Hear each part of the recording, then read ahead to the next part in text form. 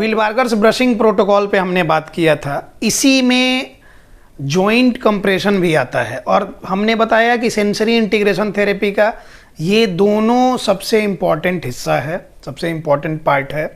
अगर इसको आपने सही से नहीं समझा, जैसे कि ब्रशिंग के कॉन्सेप्ट बहुत सारे लोगों के उल्टे पुल्टे हैं, उसी तरह से जॉइंट कंप्रेशन में तो 95% पहले हम कहते थे, अब तो कह रहे हैं कि 98-99% हम देखते हैं कि गलत ही तरीका है। मतलब हिट एंड ट्रायल मेथड है, आजमा के देखने वाला, या फिर नहीं होता है कि अंधेरे की लाठी चला दिया, लगा लगा नहीं लगा, वो वाली बात होती है। तो इस बात को भी समझने की ज़रूरत है और इससे बचने की ज़रूरत है। यूट्यूबर बहुत सारे आपको मिल जाएंगे वो जॉइंट कंप्रेशन सिखाते हुए, क्योंकि अपने बच्चे पे भी उनने गलत किया, बच्चे का चेहरा आगे करके कि हाँ हमारे बच्चे को ये प्रॉब्लम है, ये प्रॉब्लम थी, वो कहीं लेके जा रहे थे, गलत सीखा भी, गलत कर भी दिया, कुछ हुआ नहीं, गलत बता भी रहे हैं। उन सब चीज़ों से बचना है। किसी भी जॉइंट का पहले तो एनाटॉमिकल स्ट्रक्चर होता है कि कैसा कैसा कौन कौन सा बोन मिल के बनेगा, किस टाइप का जॉइंट बनेगा, वैरायटी ऑफ जॉइंट क्या होगा। जैसे साइनोवियल जॉइंट है तो साइनोवियल जॉइंट में कई तरह के जॉइंट्स होते हैं। जैसे एल्बो जॉइंट है तो हमारा इसको बोलते हैं कि हिंज वैरायटी है, कब्जे की तरह है कि मतलब यूनी डायरेक्शनल है, मतलब एक ही तरफ जाएगा। उसके बाद से जैसे हमारा शोल्डर है, साइनोवियल जॉइंट है, तो साइनोवियल जॉइंट में अलग अलग मूवमेंट होता है, फ्लेक्शन होगा, पीछे जाएगा, एक्सटेंशन होगा, साइड से जाएगा, एबडक्शन है, एडक्शन है, यहाँ कर लिया, रोटेशन है। तो इस पे 6 मूवमेंट होते हैं और एल्बो में सिर्फ एक ही मूवमेंट होता है, फ्लेक्शन एक्सटेंशन। इसी तरह से हर एक जॉइंट का स्ट्रक्चर अलग है, उसका फंक्शन अलग है, बायोमैकेनिकली उसमें फोर्स अलग तरह से लगता है, कैसे आपको कहाँ पकड़ना है, कैसे उसका कंप्रेशन देना है, उसमें कितने बोन हैं, किस टाइप का जॉइंट है, तो किस तरह से आप फोर्स लगाएंगे तो सही तरीके से जॉइंट कंप्रेशन होगा। और जॉइंट कंप्रेशन का रोल इतना इम्पॉर्टेंट बार बार हम बताते हैं, वो क्यों है, ये आज के वीडियो में समझाएंगे। और ये कोई मेडिको ही, कोई डॉक्टर ही आपको समझा सकता है बेहतर तरीके से, जिसने एनाटॉमी पढ़ी हो, जिसको काइनेसियोलॉजी पता हो, जिसको बायोमैकेनिक्स पता हो, जिसको इसका फिजियोलॉजिकल इफेक्ट क्या होगा वो पता हो, जो न्यूरोलॉजी को बेहतर तरीके से जानता हो, जो न्यूरो डेवलपमेंटल अप्रोच पे बेहतर उसने रिसर्च किया, उसने पढ़ाई करी हो, वो बेहतर बता सकता है। इसलिए अंतर समझिए। कोई गंवार भी आपको आके बताता है, उसी का मान के आप लोग करने लग जाते हैं, होता कुछ नहीं है, केस बिगाड़ के बैठ जाता है। हम ये नहीं कह रहे हैं कि उससे कुछ, अगर नहीं कुछ बेनिफिट होता तो कुछ नुकसान भी नहीं होना चाहिए था, केस बिगड़ जाता है, मैक्सिमम केसेस बिगड़ के आते हैं। उनमें बच्चों में प्रॉब्लम, जिस प्रॉब्लम के लिए कर रहे थे वो प्रॉब्लम रिजॉल्व तो हुई नहीं, प्रॉब्लम बढ़ गई। तो इस बात का ध्यान दीजिए और वीडियो में आगे समझिए क्या करना है। सबसे पहले तो जॉइंट कंप्रेशन वही आ जाते हैं, प्रोप्रियोसेप्टिव फंक्शंस के लिए करते हैं। प्रोप्रियोसेप्टिव फंक्शन क्या है, प्रोप्रियोसेप्शन क्या है, मतलब ये हमारा जो स्पेस के रेस्पेक्ट में हमारा जो बॉडी अवेयरनेस है, हम यहाँ जहाँ बैठे हुए हैं इसके आसपास और सारे लोग भी बैठे हुए हैं, किस तरह से बैठना है, पैर कहाँ रखना है। अब ये नहीं कि सामने बैठा हुआ है कोई और उसके सामने ही टेबल पे और कुर्सी पे पैर रख दिए।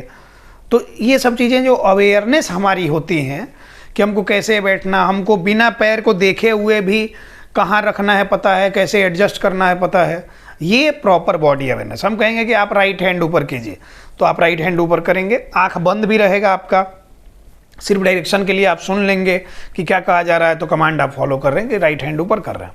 लेफ्ट हैंड नीचे कीजिए, राइट हैंड ऊपर कीजिए, ये बात सारी बातें, ये बॉडी अवेयरनेस है। इसका इशू बच्चों में ज़्यादातर होता है। और जैसा हमने बताया था ब्रशिंग वाले वीडियो में कि अगर आपको कॉटन का कोई, जैसे एक तकिया की ही बात करें कि उसमें तो कॉटन भरा होता है, तकिया उठाना हो तो आप उठाने के लिए जाएंगे तो ही आपको पता होगा कि हाँ कैसे उठाना है, एकदम आराम से ईज वे में। लेकिन अगर 4-5 kg का कुछ भारी सामान हो, उसको उठाने के लिए मेंटली पहले ही प्रिपेयर्ड हो जाते हैं कि ये इतना एफर्ट के साथ आएगा। ये बॉडी अवेयरनेस है। इसको ही बच्चे में डेवलप करने के लिए, बच्चा किसी से हाथ मिलाता है, इतना ज़ोर से पकड़ लेगा, छोड़ ही नहीं रहा, बॉडी अवेयरनेस नहीं है। किसी से गले मिला, ऐसे ज़ोर से पकड़ लिया, छोड़ ही नहीं रहा, बॉडी अवेयरनेस नहीं है। किसी को जैसे बोलेंगे बॉल फेंकने के लिए अपने, अब हम कह रहे हैं कि यही नज़दीक में ही है बॉल फेंको, कई बार उसको पता नहीं चलता, यहीं बगल का ही नहीं फेंक पाएगा, बस ऐसा फेंकना चाहेगा इधर चला जाएगा, लैक ऑफ बॉडी अवेयरनेस। उसके बाद से कभी कभार क्या होगा, भारी सामान लेके भी और ऐसे उछाल देगा, ऐसे ये कर देगा, किसी को लग जाएगा, या लैक ऑफ बॉडी अवेयरनेस। तो मतलब कि वो हाथ मिला रहा था, गले मिल रहा था, कितना जोर से कर रहा, बॉडी अवेयरनेस की कमी है। तो इन्हीं सब चीज़ों को इम्प्रूव करने के लिए, इन्हीं सब चीज़ों को इंटैक्ट करने के लिए, प्रॉपरली फंक्शनलाइज करने के लिए, रेगुलेट करने के लिए, चैनलाइज्ड करने के लिए, जो भी कह सकें, हम करते हैं जॉइंट कंप्रेशन। कैसे करते हैं, पहले मोटा मोटी जॉइंट के बारे में समझ लेते हैं। जैसे हमारा ये शोल्डर जॉइंट है अपर लिम्ब में, एल्बो जॉइंट है, रिस्ट जॉइंट है, ये लार्ज जॉइंट्स में आ गए। अब हाथ में आते हैं तो यहाँ पे क्या होता है कि जैसे अंगूठे में 2 जॉइंट होता है, इंटरफेरेंजियल जॉइंट इसको बोलते हैं, तो इसमें 2 है, इन सब में 3 जॉइंट है, ठीक है। उसके बाद से अब लोअर लिम्ब में आएंगे तो हिप जॉइंट होता है हमारा, नी जॉइंट होता है, एंकल जॉइंट होता है, फिर पैर के जो उंगलियां होती हैं, जैसे ग्रेट टो जो हमारा अंगूठा हो गया, उसमें 2 जॉइंट होता है, और सब में 3 जॉइंट होता है। ये मोटा मोटी स्ट्रक्चर हमारा जॉइंट का होता है। अब इसको कंप्रेशन करने के लिए बहुत सारे सवाल लोगों के मन में होते हैं कि सर पैर से शुरू करते हैं कि हाथ से शुरू करते हैं। ब्रशिंग वाले में हमने बताया था कि हमेशा टॉप टू बॉटम, और जॉइंट कंप्रेशन में हमेशा बॉटम टू टॉप, मतलब पैर का पहले करेंगे, पैर में सबसे पहले अंगूठे का कर लिया, उसके बाद उसको कंप्रेस करते हुए दोनों को कंप्लीट किया, फिर इसमें 3 होता है, इसमें 3 होता है, इसमें 3 होता है, पैर की बात कर रहे हैं, सबका कंप्रेशन कर लिया, फिर एंकल जॉइंट का कर लिया, फिर उसके बाद नी जॉइंट का कर लिया, फिर हिप जॉइंट का कर लिया।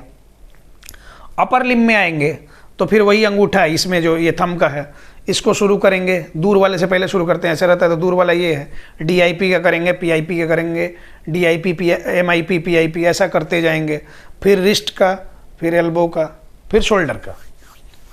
40 से 45 मिनट लगता है। प्रैक्टिकल अप्रोचेज हमने बताए थे, और आपको एंड स्क्रीन पे वो वीडियो मिलेगा जिसमें बच्चे पे प्रैक्टिकली किया जा रहा है, ताकि आपको देख के समझ आए कि कैसे करना है। बाकी एक बात इसमें हमेशा कहते हैं कि ये बिना सही तरीका समझे हुए एक्सपेरिमेंट इस पे नहीं करना होता। अब कैसे सही तरीका समझेंगे? हमने कहा कि 99% तो लोग गलत ही बता रहे हैं, क्योंकि उनको ही नहीं पता है कि कैसे करना होता है, इससे क्या क्या, और गलत करे तो क्या नुकसान हो सकता है, सही तरीके से करे तो इसका बेनिफिट कितना है।